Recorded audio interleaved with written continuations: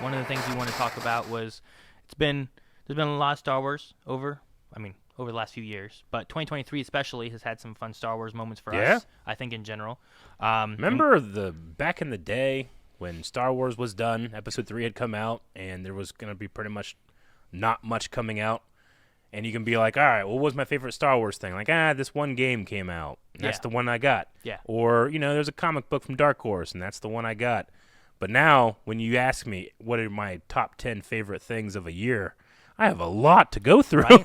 It's surprising how much there is. And for me, that's not a bad thing because that's my childhood dream. Sure. And just because some people don't like some of the stuff that comes out doesn't stop this child from enjoying his dream, Like, there were a lot of books back before, too, Yeah. that would come out for Legends and stuff, Yeah. too. But there's also, like, not great stuff in the Legends as well, There's a little balance. So even now is, like, trying to find, like, what is it that you enjoyed and what was your favorite stuff? Absolutely.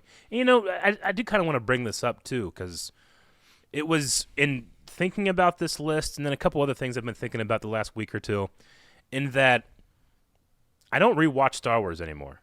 It's a lot, right? When the original trilogy was all I had, that's all I watched. I watched Star Wars 4, 5, and 6 over and over and over, and my passion grew and my love grew, and I stopped thinking about, well, these guys don't like the Ewoks, and I stopped thinking about, well, this guy doesn't, the Vader's lying, like all the criticism stuff that you would get in the fandom. There was nothing. It was just me rewatching. Mm-hmm. Then the prequels came out, and I just rewatched the prequels over and over and over again. There's nothing else to watch for me, I kind of had to force myself to do that with the sequels because of the schmodown, right, and studying. But it was in that, watching them over and over and over again, that I grew to, because I always enjoyed them my first time, but I enjoy them way more now, right? Sure. I haven't been doing that for The Bad Batch. I haven't been doing that for Mandalorian. I haven't been doing that for Endor. I would watch it once, really enjoy it, and then be done. But I haven't had a lot of free time, but the free time I do have is like I'm stuck here doing this, so and nothing else. So I'm gonna watch some stuff, rewatch some Star Wars, like I used to when I was a kid, and I feel like that's a missing ingredient, at least for me, maybe for some others, because there's other people out there that were kids of the prequels that watched those movies over and over and over again. It didn't matter that the critics were saying this is the worst, or hardcore Star Wars fans were saying this is the worst, because they were the target audience. They were the 10-year-olds then watching it over and over and over again. And I know that I like to be a better or to enjoy the stories more, I need to rewatch some stuff. Sure. So I've been rewatching like Obi-Wan Kenobi. I've been rewatching Andor. I've been rewatching Mandalorian Season 3. And I feel like that's missing from fandom these days. Sure. There's just so much to watch that you can't rewatch something, but it's in the rewatch that I care about the side characters. When I'm watching Obi-Wan Kenobi, all I care about is Vader and Obi-Wan and Yeah. I'm not thinking about. There wasn't enough Vader in this. I'm not thinking about the other characters in there that on first watch I'm just kind of waiting for their scenes to be over. But now that I'm not and I'm anticipating everything, or I should say not anticipating everything, I'm enjoying it so much more. Sure. I wonder if the larger Star Wars community would benefit from just maybe every once in a while try to do a rewatch of this stuff. You might feel a little bit differently now that some time has passed. Sure. I haven't rewatched as much as I'd like to, I don't think. I've gone through it with the kids, the family. We still need to finish up the last of the sequel trilogy. Gotcha. We need to do that still. And then we haven't seen Ahsoka yet either. But the thing I used to always do when I was a kid is, like, getting closer to bedtime, I would always watch Star Wars. Yeah. And now I find myself sometimes, like, I'll still put on Star Wars, but I'll put on the first 6 movies typically, because I find that if I was like, oh, you know what, I'm just going to put on Obi-Wan. I'll put on Kenobi and watch that. I don't go to sleep, I watch. You're watching. And I'm like, I need to go to sleep. And I know the other 6 movies so much better that, like, I put them on and I'm just like, it's like, for me, it's that nature sound or the waves crashing on the beach noise, or, it's that kind of stuff. And I'm just like, I know this so well. I can just picture my head while I go to sleep, and I can focus on it a little bit rather than my mind running. But whenever I put on something that, like, I don't know Mandalorian so well. I don't know maybe Book of Boba as well. Sure. I put those on. I find myself just staying awake and watching it. I remember, like, the first time, like, watching, like, when I was really tired and, like, The Thing was on TV. And and I didn't go to sleep. I sat there watching it the whole night instead of going to sleep. Like, I'll just put this on and go to sleep watching this. And I didn't. I was awake the whole night watching that, and then it turned on. I'm like, okay, I'll put on Star Wars and go to sleep. So I definitely want to go through and watch more. I have found, like, watching with the family and with the kids and stuff, like, I think there's elements that I've enjoyed more. Yeah. Even certain parts popping up where I'm like, are they gonna react to this? Like, like me trying to, like, watch them. Like, I understand a little bit better. Like, why do people watch reactions? Like, because this is fun. Like, how are they gonna react to this? Are they gonna be excited? Are they not gonna care? Whatever.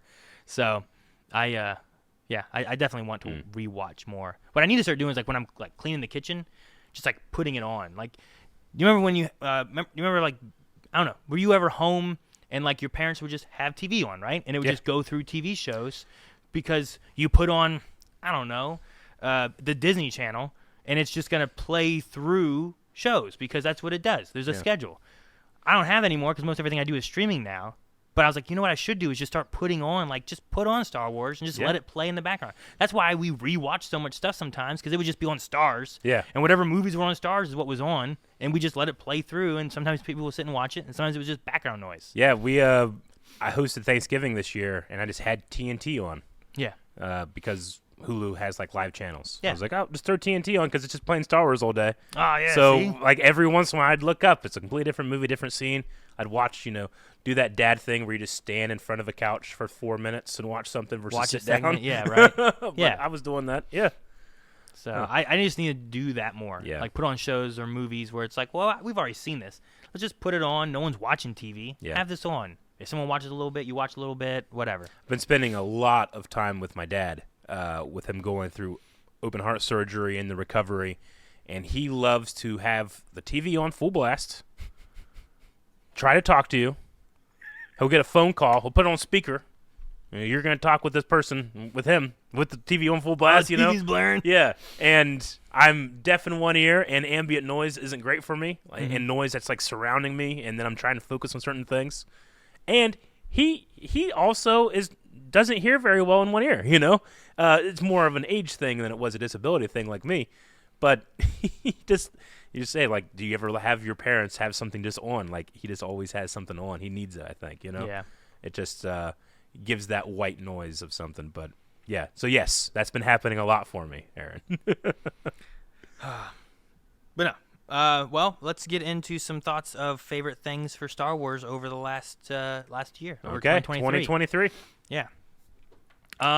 Like I said, this isn't just like, a moment or a series. For me, it's mine's kind of just Star Wars. Star Wars related. Star Wars in my life. Yeah. The top things that happened in the last year. Yeah.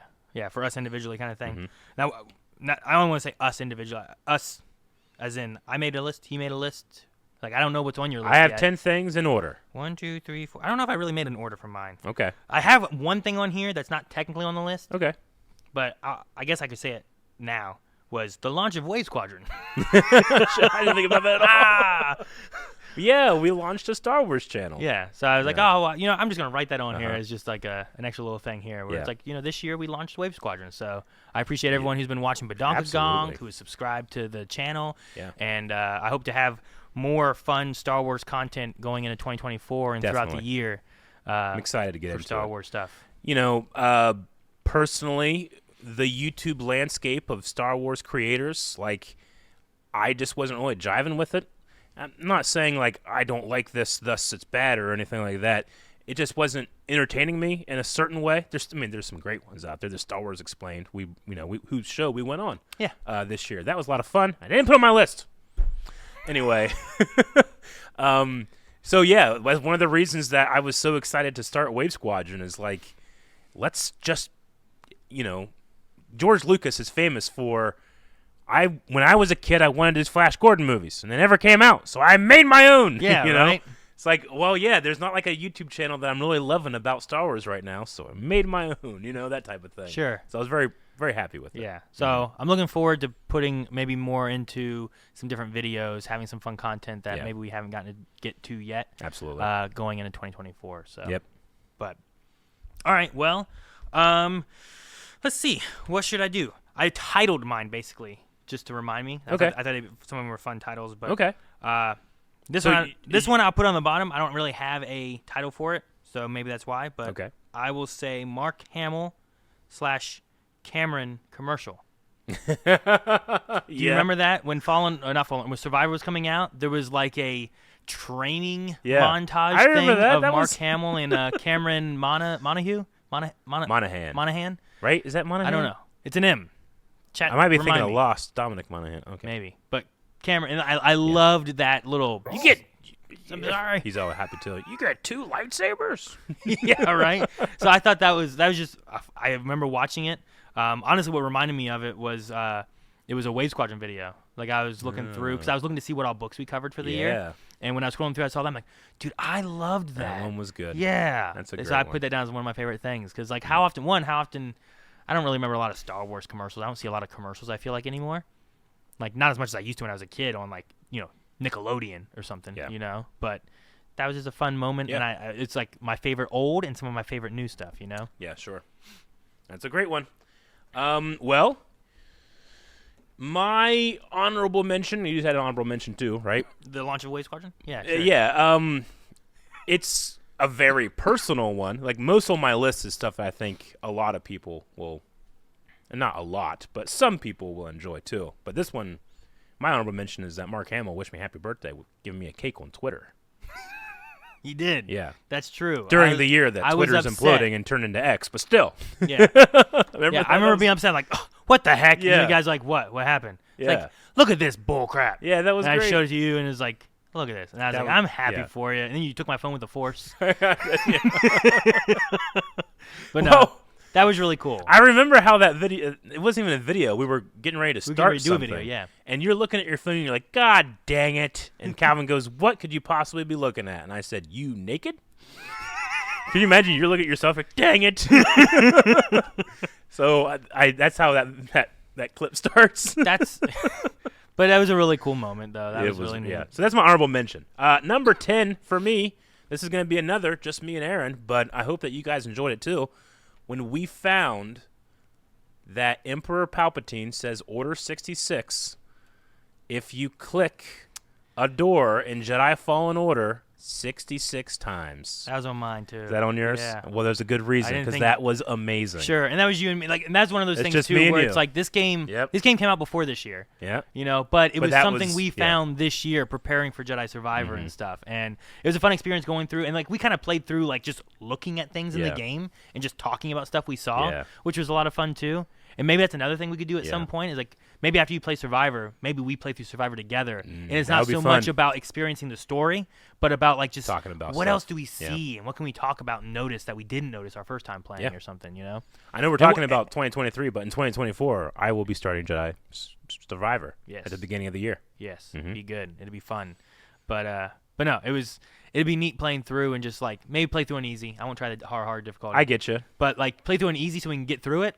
But to explore more and like just talk about Star Wars while we find Easter eggs. Yeah. Find the cool story moments that need to be like when we found deeper. like the what was it, the battle droid heads or whatever it was, Clone or Trooper Clone Trooper helmets and things like that. Like I like that. Yeah. But no, that moment was special because I think you doubted it real hard. Man, we are wasting time doing this, So I definitely I had that on my list too. So it was just a fun moment for me. Yeah. So what was that? That's my 10. That's your 10? Yeah. All right. I guess I'll let you have another one. All right. Because now I have 2 marked off. Okay. I will go with my number 9. And yeah, this might be a little self-serving, but hey, I had a lot of fun. It was our game Legends or Myths. Oh, yeah. That was an interesting thing. And I learned a lot about some ridiculous Star Wars legends. Ridiculous Star Wars facts. To the point that I'm like, I don't know, because all of this sounds so ridiculous. I'm not sure what the right answer is. Yeah, I really enjoyed Legends or Myth. It's definitely going to return next year, but I gotta really do some more. I use my good ones, so I gotta dive deep and find some more. And there are more. Trust me, there are more. But I hope people enjoyed that. It's one of my favorite video of ours to just go back and watch. Yeah, I've watched it, just that video, and I almost never watch one of our videos all the way through. I'll look for like, how did the editor do this one part? Or, are people paying attention? Are they clicking off? I'll look at analytics, but that's one that I can just watch and have fun with. So I want to bring that back. But that was one of the highlights of my Star Wars of the year. Okay, yeah. I will go for my number 8, which I believe is probably Love Blossoming is what I called it. Love Blossoming? Which was, we read Dark Disciple. Yeah. And one, I like Quinlan a lot, but we don't get a lot of Quinlan. He was in an episode or 2 of Clone Wars, but this was more focused on Quinlan, but also Asajj Ventress. And we get to see this relationship between the two of them grow. Yeah. And leading all the way up to like there's elements where you're like, is he going dark side? What's happening with this? And I really enjoyed not just like the book, but like getting more Quinlan and how often, like, I don't feel like there's a ton of like, there's Anakin and Padme. Like there's a love story there. We have a little bit that we touch on with like Obi-Wan and Satine. Sure. You know, like it's not like Han and Leia, I guess you get that, but it's not like in the Jedi Order either. So like, especially with prequel stuff and the Jedi Order era kind of thing, I don't feel like we get a lot of that with a lot of the characters we usually follow. And I thought it was interesting to kind of see that happening between, 1, a Jedi, and 2, a fallen Jedi / fallen Sith. Darksider. Yeah. And I Reformed really, Darksider. Yeah. And those are 2 characters that I like a lot, and I really wanted to see more story with them. And I really enjoyed like their story with that. And I wish we could have seen it as like a Clone Wars arc, like it was kind of meant to be, but it was great. I'm sure it would have had its strengths done as an arc on the Clone Wars, but because it was a novel, it used its strengths as a novel to also just be very entertaining. But anytime you can have 2 characters that one starts here and one starts here, and they both actually end up here, but it's here that's the most interesting, the middle where they cross and they can understand and relate to each other on paths that they almost shouldn't be on. Yeah. Yeah. So, yeah, great book. Fantastic discussion we had about that one. And I remember recommending it to the normies when we were there. Yeah. Remember that? Yeah. Yeah, especially like as far as like finishing Clone Wars, that's another great book to go, because like you want to know what happens with Asajj Ventress and stuff, you know? So, yeah, that one's great. And I look forward to seeing, hopefully in the future, what happens to Quinlan, you know? Yeah. Sure. Like we have his name on a wall. On the path. So what does that mean? Where'd he go? So no. So that's my number 8. That's a good one. My number 8 is venturing outside of our galaxy in Ahsoka. I mean, you know, the Ahsoka series has a bunch to talk about, but one of the most interesting and surprising things it did for me was we are not in a galaxy far, far away. We're in another galaxy far, far away, which has never happened. No. We've certainly talked about it. You know, the Legends had the Yuzvang Vong. Yeah, and I believe SWTOR dealt with like another like galaxy thing kind of coming to ours and stuff. But never on screen, you know, filmed media did we ever go that way. And with it comes the idea of like, the witches of Dathomir aren't from Dathomir. You know, they showed up. It's like the Lords of the Sith aren't the Sith; they're the Lords of them. You know, that type of thing. But the idea that that actually comes from a different galaxy, that this idea of the magics and the Force, we've always kind of had to, well, what's the reconciliation of the actual thing that's happening there? With this, you don't necessarily have to do that anymore. You can, and it's fun, and you might still be right, but it comes from somewhere else, and it's. But even then, we have the Force gods there, right? We have the father and the daughter and the son statues on a far away, another galaxy, which makes you think, did we bring that to that galaxy? Which way did it go? Or did that come to ours, you know? Really intriguing stuff, and kind of laying groundwork, in my opinion, laying groundwork for some stuff that I think Star Wars needs, which is just kind of like some freshness and the ability to tell much larger, distant stories. They don't all have to be, you know, hey, where are we in the time frame? Well, then only this is happening. It's like, no, this is a very big story. Yeah. Any one point you're in the timeline, there could be billions of stories happening, you know, that are very strange, very fantastical, and very Star Wars. Yeah. No, I get you. I think it's an interesting new thread that we can travel along, right? Sure, yeah. That'd be really cool. That was my 8. For 7, I'll go to this one now, I think. Yeah. I'm not going to touch on it too much. Okay. Mainly because you haven't gotten to it yet. But all I called it was The Force from Jedi Survivor. There's a moment in there that was just really cool, story-wise, gameplay-wise, just a lot of elements and stuff too that I thought was really cool. That hopefully at some point after you finish the game next year, we'll be able to talk about it a little bit more. Sure. But I thought it was really cool, and people who have played it may know what I'm talking about. The Force. But I don't want to say much more than that right now. Okay. But there was a really cool part in there. There's another one that I thought of first, which I'm definitely there's nothing I can say about it. I don't think without like having any spoilers necessarily in it, which I don't want to go into here yet. But this was the second one I think that I have in there too. So I just put them both there as a tie. What number is that? Your 7? That was number 7. Yeah. I have to say that the last half of the year, I feel like for me it's been very easy to be distracted. Sure. There's a lot going on, both good, bad, in the middle. Survivor came out, but guess what? Tears of the Kingdom came out too. I wasn't sitting there like, I wish I could play Survivor right now. I was like, no, I'm playing Zelda. Zelda's my favorite video game series of all time, And then I had a bunch of other stuff. I ended up, getting a new place, doing a move, my dad getting ill. Regular blind wave work is, it's already busy. Just on its own. It's already busy. There's a lot you have to keep track of. Mm-hmm. So it's really easy for me not to think that I have a whole brand new Jedi in the vein of Fallen Order story to get to with new stories, new characters, new locations, new things with Cal, my buddy. Mm-hmm.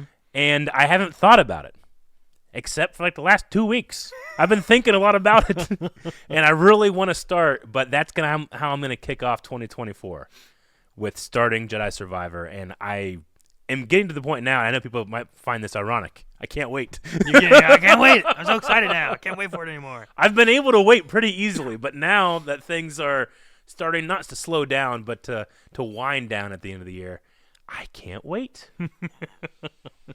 Well, good. Yeah. Excited. Okay, so my number 7 is it's kind of cheating. I just want to say Thrawn. Okay. I know we got Thrawn in Rebels. I know that we had Thrawn from Legends, but this has just been an incredible year for Thrawn. For me, not for everybody, but for me, like the first line he says when he walks in about, I can't remember the line right now, but like the way Lars Mikkelsen plays the character is exactly what I've wanted, and I got it. Mm-hmm. And we were there 8-9 rows back when everybody at Star Wars Celebration were watching the Ahsoka trailer, and we see the back of Thrawn's head. Mm-hmm. And in my head, I'm doing that thing I always do where I'm like, look, I can see the slip of the shoulders. Look at his ears. I can tell it's not. I'm like, those are his ears. Those are his ears. Yeah. And I was like, that's him. He's there. Everybody else, we won't really know yet. Mm-hmm. And then Lars Mikkelsen walks onto stage. And that is a Star Wars moment that I will never forget. I'm bungling it in with a bunch of Thrawn stuff, Sure, yeah. How awesome I found his character. Well, we had 3 books we read this year too, And absolutely, this trilogy with a new trilogy on the horizon for us too. Yeah, that we still haven't read yet. That maybe 2024 will give us that as well.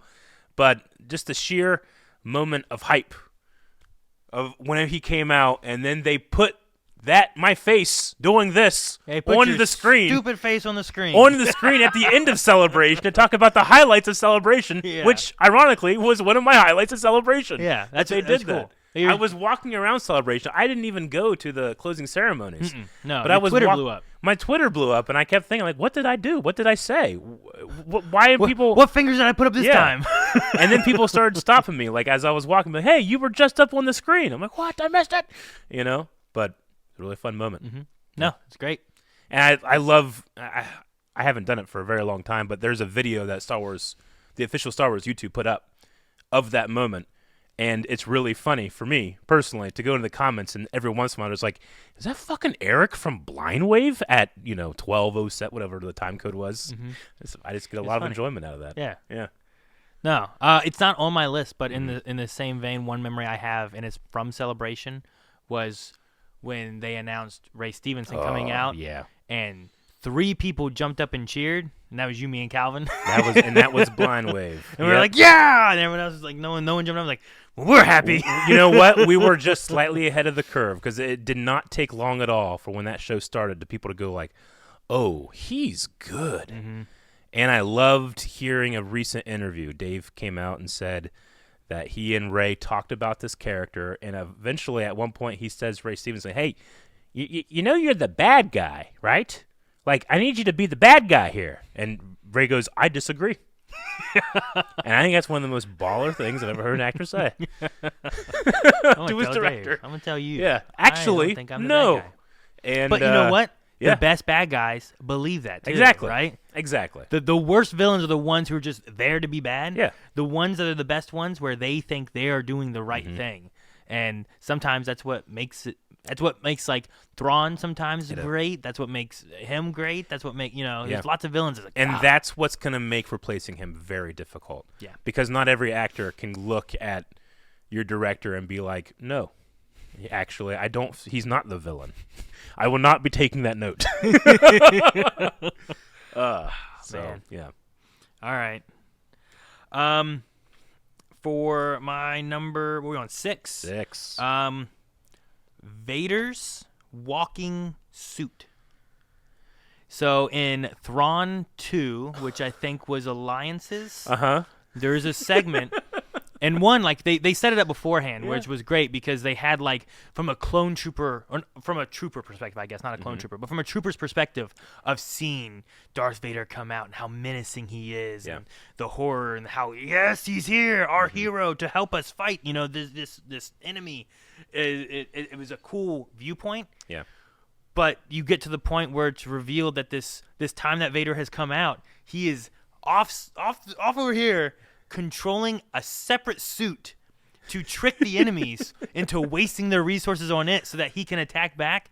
And I remember getting to that point and like reading it and that having like, what? And I was like, I rewound. I listened to it again. I'm like, this is so cool. Drone Vader. Yeah. I loved it, and this is one of my first like thoughts whenever I was like, what's my favorite things from Star Wars this year? And I was like, the empty Vader suit walking, being controlled by the Force from Vader is probably one of my favorite things that I know it's not from this year, which is probably why it's a little bit lower on this, but it popped in my head. I'm like, that was so cool, and I love that so much. It's a real good one. It's just a great moment. I love that. Okay. I love that. Yeah. My number 6 is it's from the Ahsoka show. It's Ahsoka versus Morgan Elsbeth. Okay, that duel, the goddaughter with with the blade of Talzin, right? I personally, for my money, that's the direction I think that some Star Wars fights need to start going in again. I really enjoyed it. I thought it was performed fantastic, and it gave me hope that we're gonna, I'm not saying the other lightsaber fights in that series weren't just as good. That was just my favorite of those. Sure. I definitely think, too, like Ahsoka's lightsaber fights, like as the series goes on, it gets better, right? Like it progresses, which, I mean, if you look at the original trilogy, first lightsaber fight, it's not great. Yeah. But as it goes on, it gets better to like a big, like emotional, climactic fight, I should, I guess, preview that I'm leaving out another performance in that show that I will get to later in my list, and especially in terms of lightsaber choreography. But I just really enjoyed that fight, almost as a placeholder for the direction of Star Wars visual language with lightsaber fights. Really enjoyed it, and yeah, I have that there. Good. All right. Number 5 for me. Yes, sir. I have. And it's something that we've talked about before from another topic of countdowns 5s or something we had, was the return of the Zilla Beast. The Zilla Beast. I didn't even bother putting on my list. I knew it was going to be I was going to have the Zilla Beast on there. I'll put it on there myself. No. The Bad Batch, Season 2. Bad Batch Season 2, the Zilla Beast. Something that I almost to a point of joking, because I'm like, are they ever going to do this? Yep. Come on, Dave, please just do this thing. Yep. Like, they mentioned it. They had 2 episodes. They mentioned it, and it never came back in the Clone Wars. Never. Bring back the Zilla Beast. And then we got into Bad Batch. I'm like, Bad Batch, what better time to bring back the Zilla Beast? And they didn't do it in Season 1. And then we got Season 2, and I'm like, bring back. And then there was like a little creature, and I'm like, what is it? What is this thing? And it looked so weird. It did look weird. But because it evolved. Yeah. And I was like, I was so excited for that. So I'm just so glad. And I hope that we haven't seen the end. I feel like there's more. I feel like there's more story there. I think so. So I look forward to more Zilla beats in the future. But that was one of my favorite things. You're right. Like, my list is invalid because I didn't include it. I knew you were going to do it, so I didn't bother. Sure. But it was in my top 5 moments of Star Wars, was you predicting the Zilla beats coming back. Definitely. I was just so happy for that. So that was number 5? 5, I believe, yes. Okay. This is a different one. My 5th favorite moment was going to Indiana and watching the finale of the Clone Wars with the normies. Yeah. And also having a discussion here on Wave Squadron about Star Wars as a whole. Mm-hmm. And I've really enjoyed that. Yeah. No, it's fun to be able to get a chance. That and also, like Star Wars Explained, getting a chance to talk Star Wars with some other people and stuff. It's fun. I also love when we got, going to Star Wars Celebration and getting chances to talk Star Wars with just other fans and just people that love Star Wars in general. It's fun to do. You're right. Like, we would get, I don't know, 100 2 or 3 minute little moments at Star Wars Celebration. It's kind of like, all right, what are you excited by? And they'd go into it. I'm like, all right, let's do, that was a lot of fun. But I guess I'm putting just at the top of that the normies visit just because I personally, I know that you don't watch a lot of reactions, but I watch reactions to stuff I like. Mm-hmm. And I love the Clone Wars, and the normies did it. It took them a couple years to get through it. But it's a little long. Yeah, it was a fun reaction series, and it was just really cool that they invited us to come and set the record straight on a lot of stuff. Yeah. No, it was fun. Yeah. It was a fun time. Mm-hmm. No, I didn't have that on my list, but I also enjoyed that as well. Yeah. But if you haven't, seen it, well, one, you can watch their 2-part finale that both Aaron and I sat in for, the Clone Wars proper. And if you haven't seen it, there's a very long, almost like an hour-long video of us just talking, just preaching on a Sunday, Star Wars.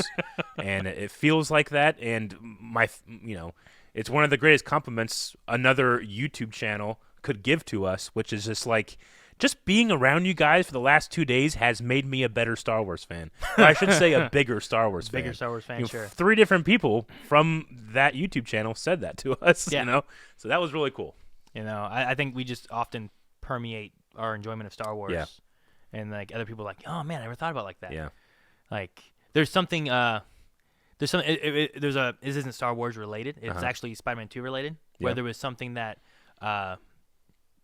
chat and stuff told me about something in Spider-Man, and I kind of offered what my thoughts on the situation was as well.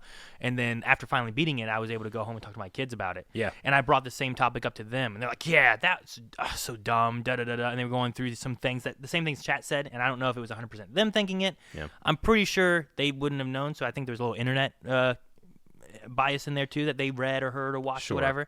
So I was like, okay, what do you think about this? And I offered another perspective, and then they're like, Did you find that somewhere? Or did you just think that yourself? It's like, well, I just thought that myself based on how the game went through and stuff. Like, huh? And it felt like they kind of tipped a little bit backwards the other way, where I'm like, just thinking a little different and trying to I get you. relate it in a different way. Sometimes just changes some viewpoints of oh, well, you know what? That kind of makes it a little bit better than what I was thinking it was, And I think we do that a lot with Star Wars sometimes too. We do. I mean, that's the one thing about doing Wave Squadron is we're able to talk about it a lot more. Mm-hmm. But just by nature of doing our normal blind wave work, we're kind of insular in that I don't really let outside opinions change my opinion. Sure. Which people that are coming to watch want to watch my opinion. So, I don't go do that so that mine is more yours, singular, I guess. And maybe that's why I put the normies visit on my list, because I got to go out and just speak with other people about it, Yeah, no, and it's fun. It's fun to do that. Yeah, it is. All right, number 4 for me is The Best, which is, we had in Mandalorian, Ahmed Best showed back up.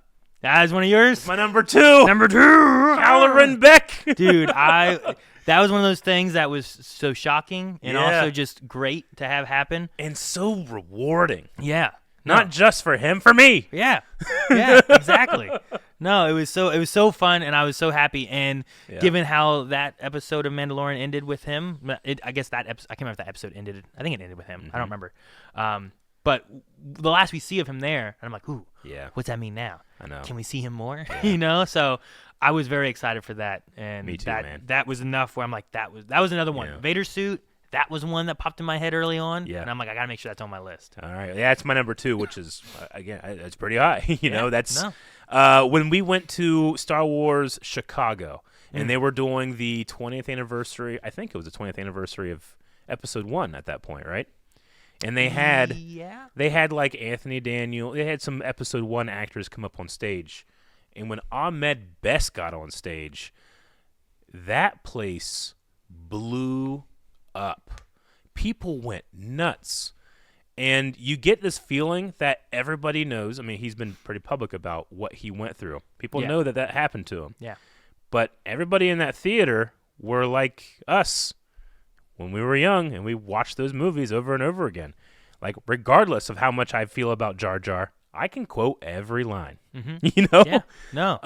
And the Clone Wars did nothing but push that over for me, you know? Yeah. And 10-year-old me loved Jar Jar. Yeah. I had so much fun. I'm like, aha, that guy's so funny. Yeah. You know? And when, you silly know, Jar Jar. when you watch with a 10-year-old, again, Lucas's target audience, it's hilarious. Yeah. Jar Jar is fantastic because he takes all this levity off of these other terrible things that are happening. Yeah. And, man, like, I was so happy for him when we were in Chicago, and I got, like, emotional. And I knew as soon as I saw him in Mandalorian, I knew there wasn't going to be this pushback of, like, oh, the worst part of the prequels is now in Mandalorian. No. That was a sample of what the entire Star Wars audience did, which was just love that he got a chance to come in and be like the coolest Jedi we've ever seen. Yeah. He had, you know, what other Jedi has that amount of time and is that badass? Yeah. No, it was great. I loved it. It was so cool. It was one of my favorite things that have happened this year. Like one of my favorite parts of Mandalorian for season 3 was Ahmed Best having a chance to come back and save Grogu. You know, I was like, yes. 2 lightsabers. Yeah, give him the back. Yeah. You know? Like, and he's the same character that he's played in the Jedi Temple Challenge games. That was cool that he got to do it, but also kind of felt kind of like a, I don't know, almost like Lucasfilm throwing a bone. Like, yeah, we're doing this thing. You want to do it. You know, it's nothing crazy. But do you want a cameo in our highest viewed television series and save the person or the baby that everyone loves? You know? Yeah. You want us to give you the coolest role to ever exist in Star Wars? Yeah. Because, like, ever since, was it a Vision in season 1 or 2, when you see, like, there's that element there of, like, dude, he was there. Like, oh, man. Mm-hmm. How'd he get out? What happened, you know? Exactly. And now we finally get some of the answers to that. I'm like, oh, my gosh, that's so cool. Yeah. Great moment. That's my number 2. All right. Well, that's my number 4. Okay. My number 4? I have 3, 2, and 1 right now. Okay. I have a number 4. Okay.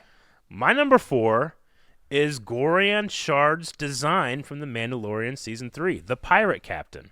Okay. I love the, like, vegetable salad pirate. I talked earlier, like Ahsoka and Morgan Elsbeth, like that fight, like, ooh, more of this. Go in this direction. Gorian Shard's design, this is number 4. This is high up. Go that direction with these. Don't get me wrong, I mean, some stuff has to be visual effects artists coming in, doing computer-generated graphics. AI is going to change. The next 10 years of visual effects is going to be nuts, and there's no stopping it. But when you can give me a little magic, it's just he's a salad Muppet. But I bought it and I enjoyed it, and while it's not 100% real to me, it's more than 100% magic to me when you do that type of thing. Sure, I get what you mean. Like, Baby Yoda works so well because he's a puppet, not because he looks like a puppet. Yeah. It's because he's a puppet. I mean, he looks silly sometimes when he's doing his little walk thing. But it's better. But I love that it's better real. than if I didn't notice his walk. Yeah. Yeah. In my opinion, but maybe there's, I don't know. I'm sure some psychologists can be like, actually, this is why you like that. I don't care, psychologist. Yeah. I want more puppetry. More puppets, more practical stuff, right? Well, I mean, practical stuff is fun. I don't want to, get into the trap that the sequels did, which is like, don't even mention visual effects. It's just all on camera now, Sure. because they were overcorrecting for people not liking the prequels. But the prequels also, George Lucas just talked about the CG stuff because he's trying to sell all of these motion picture houses his brand new technologies. And where can you get it? Lucasfilm. Here's the bill, So he's not talking about the incredible model work that was done in the prequels and the incredible amount of actual in-camera stuff that was done in the prequels. We didn't market it that way. So it's all the kind of marketing stuff. So I like that Mandalorian goes the way of like, hey, we're going to have a cameo with Zeb in it, and it's going to be some pretty intensive visual effects with the computer-generated model. Or we go down to Costco, we get a bunch of fake plants, put them together, and then this guy talks. A bunch of fake plants. Yeah. Yeah. Love it. No, I like it a lot too. I love that design choice, and I want more, and Mandalorian Season 3 showed that that's something they're going to start doing again. No, I'm looking forward to that. Yep. All right. Well, my number 3, and I'm hoping this isn't your number 1, given what your number 4 was Loving Hayden. Okay, it's not. So at Star Wars Celebration, yeah, like we filmed Mandalorian there a few times, and we got it set up to film. Yeah. And when we were doing it, we were like, just play that YouTube video. And we played a YouTube video, and that YouTube video was Hayden Christensen on the Star Wars Celebration stage, like talking and being interviewed. And during that segment, like we just sat there and watched the whole thing, and there was like so much love for Hayden during that. Like that was in my mind, like so much when I was thinking about this list and stuff like that too. It was just like 6 minutes of love. Yeah, like before they even asked him a question, and people were just cheering and stuff, and it felt you guys sure make a guy feel welcome. Yeah, feeling emotional stuff. And it's the same thing with Ahmed Best that we talked about a little bit ago, you know. And I'm trying to think of the other actor from the sequel trilogy who got kind of the same stuff that Kelly Marie Tran. Kelly, yeah. I want to say Rose, but I'm like, I know that's not her name. Yeah. Like the same thing Hayden had happen too, you know, and it's just the change now to look. We know you went through this. Those people were dumb. Yeah. We love you. We're glad to have you back, and we had more Hayden this year in Star Wars than ever. Yeah, since the prequels, you know, like I mean, I know Obi-Wan Kenobi was last year, but still. Yeah. Right? No, yeah. There's been so much more over the last bit that I've been like, yes, this is so cool. I love this. So that moment there was just one of my favorites where like we sat and watched the whole video. It was a test to see if our audio was working, and we just watched the whole video. We were not supposed to watch that video. No, we didn't. And then we filmed it, I think, and just like, well, we'll put that up. Yeah. I think that's how the video ends. It's like, oh, we're recording. I guess we'll put this up. So like that is definitely one of my favorite moments for Star Wars for me for this year. That's a really good one. I had a lot of fun in London. I cannot wait for Japan. Yeah. Like, because London, I mean, you don't feel super out of place. I feel like we're going to feel a lot more out of place in Japan, but it's going to be fun. Yeah? Yeah. I'm looking forward to Star Wars and ramen. Yeah. And maybe one of them, like, Japanese, like, arcade locations. I hear that they have some cool arcade things. Sure. That'd be neat. Yeah. That sounds awesome. Okay. I got 2 left now. All right. Well, I have then okay. I'll just go with, I'm really curious what your next 2 are, but I'll just say it anyway. My next one, which is my number 2, is, and if you haven't seen Season 2 of The Bad Batch yet, plug your ears for a little bit. Echo Sacrifice in Star Wars The Bad Batch. Since when do we ever take orders? It's a really good moment. Yeah. Love that moment. Very high up for me this year. I still, like, there's that part of you in the back of your head where it's like, well, Maul survived, and, Palpatine, somehow he returned. And, and you want to be like, did I even have the right, it's tech. I mean tech. Tech. I'm totally mean tech. Wait, what did you say? I said Echo. Oh, I just filled in tech there. No, I'm sure everybody else did too. My bad. Sometimes when you talk so much Star Wars, the wrong Star Wars comes out. I meant tech, not Echo. But it's because I guess Echo had a death that he came back from, so maybe I'm projecting. But no, I mean tech. His sacrifice, his story in Season 2, being able to explore people that aren't necessarily conventional in the way they think. Yeah. And that doesn't matter because just like Clone Force 99 is named for 99, and just because you are not perfect doesn't mean you're not a soldier. And I love Tech's sacrifice in that. Yeah. Yep. No, I agree. Absolutely. It was great. This is my number 1. That's your number one.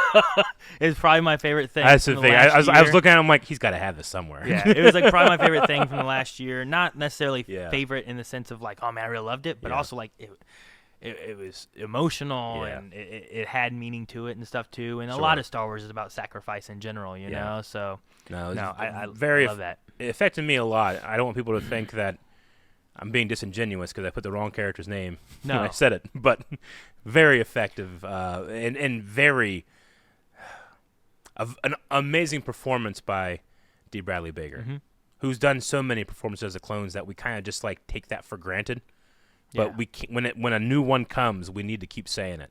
Yeah, like, good job, buddy. No, and I've even said too. We recently on Blind Wave podcast did our rankings and stuff too, and I was like, you know what? I think Bad Batch for me is above like Mandalorian. Like we were talking about where to place things and stuff like that too, and I think Bad Batch for me it hits on like all notes. Like one thing I love about it is what I also love about Rebels is that it covers one team and you get to really travel and be with this team and see their journey and stuff too, and it dives into like, you know, Bad Batch, but also like maybe we get a little bit of Cody here, or maybe we get a little, like what's the change like and what's it like, and it's Clone Wars put so much into the clones. Bad Batch also puts so much into the clones, it does. And I really enjoy that.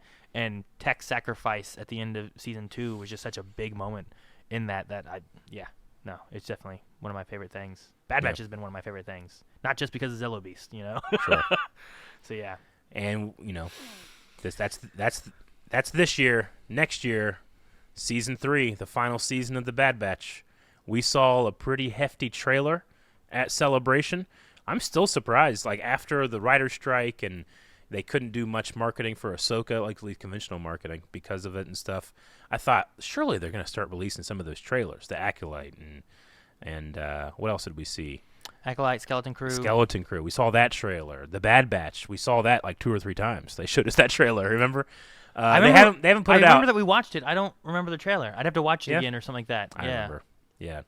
But I guess it's also one of those things where, like, trailers always have temporary visual effects. Sometimes stuff is cut. Stuff is still editorialized. So those trailers might not be a good representation of where those things are at right now. Sure. So maybe that's why they haven't released them. But looking forward to that, man. Yeah. Yeah. All right. Well, my second on the list here is live-action Clone Wars. Episode 5 of Ahsoka? Yeah. My number 1 is Anakin returning in the live-action Clone Wars version. But honestly, it's not even just that. This is the whole segment. Of everything, it's right? Anakin Skywalker, more powerful than you can possibly imagine, coming back and giving his Padawan another lesson. Yeah. I love Anakin. Like, we hear Hayden Christensen say snips. Which I thought was great, you know. I love being there in a live action world between worlds. Then like getting to get glimpses of the Clone Wars, or at least elements of the Clone Wars, as maybe not from the show, but just the Clone Wars. With the live fog action. of war in Ahsoka's mind. Yeah, with live action, like little Ahsoka and Hayden Christensen dressed in a Clone Wars armor. Yeah. Like, just all that. And then their fight was fun, too. I really enjoyed their fight. Their fight was great. That's why that's why I'm saving Anakin Skywalker's lightsaber skills come from Hayden Christensen, having trained for months and months and months for the prequels. Yeah. You never forget that. Sure. You never forget those that, like, he has muscle memory of that. Yeah. So when you put that lightsaber back in his hand, it's like people riding a bike. He just knows how to do it. And it's never been more clear than Hayden Christensen coming back and being like, I can do this. I still can. You know, comes from his ranch in Canada and just stunts on everybody, you know? It's great. So that whole segment there of just having her wake up and turn around and he's there. Like, and then, like, there's just so many cool elements there. The flashes in between Vader Anakin and stuff, too, while looking into the fog of war. And my absolute favorite part of that entire episode is Anakin's trying to get his lesson across, and Ahsoka cannot stop thinking about the benefit of your training. You become Darth Vader. Isn't the well poisoned? Like, isn't everything that I thought was good about me actually bad because of you? And Anakin, is that what this is about? You know, and he has this great line where he's like, like Ahsoka, everything good about me is you. And don't take that from me. No, I love it. It's so good. You know, like he gets tainted by Palpatine. Yeah. But it doesn't mean that he was bad to begin with.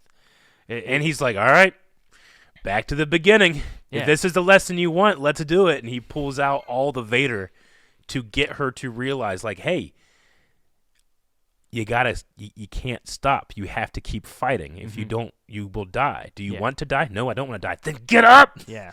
It's great. And what that does for her as a character who has lost her hope, yeah, you know, and is like, you know, what does everything mean anyway? Yeah. We go right into the Purgle scene with the whales and the an Ahsoka that's been reborn. She finds her connection and stuff back to like the Force and her literally hope baptized in the Force. She literally goes through the water. Yeah. Well, that whole segment is in the water, you know, and then, like she goes down, she comes back out, and she's changed. And that's the other part of it too. Jason Syndulla standing on the shores, being like, "Do you hear that?" And you're like, "What?" Like the lightsabers. Oh, what a magical moment. Yeah, and it's like you're hearing it. Like there's the waves. Yeah.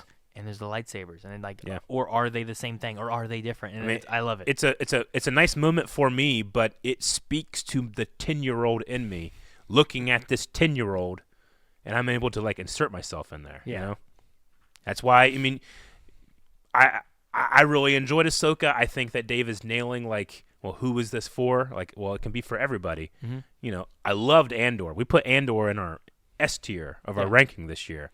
But Andor is for adults. Mm-hmm. It's not necessarily for kids. Yeah. And all Star Wars doesn't have to be for kids, but the movies do, I think. Yeah. You know, they got to be able to know who the bad guy is, know that Anakin's doing something wrong, know that Luke is trying to do something right, and then they got to be able to care, you know? Yeah. So, and I think Ahsoka did a really good job with a lot of that, and also just finding a good meld of like Star Wars fans who have seen a lot, and Star Wars fans who maybe haven't. Yeah.